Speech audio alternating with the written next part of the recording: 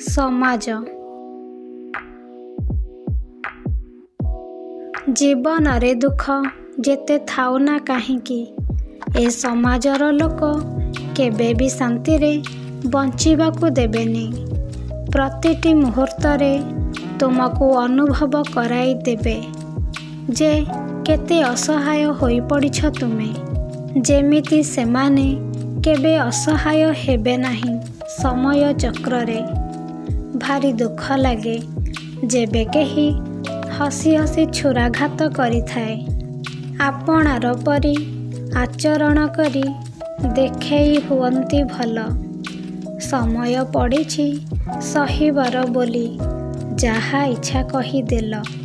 शुष्क ओठ भी कंपी उठिला, कोह भरीगला छाती रे।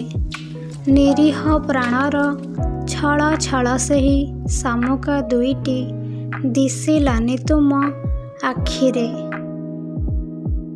धन्यवाद। कविताटी जदि भल लगी थाए तेबे आम चैनल को लाइक करंतु, शेयर करंतु एवं सब्सक्राइब करंतु। जय जगन्नाथ।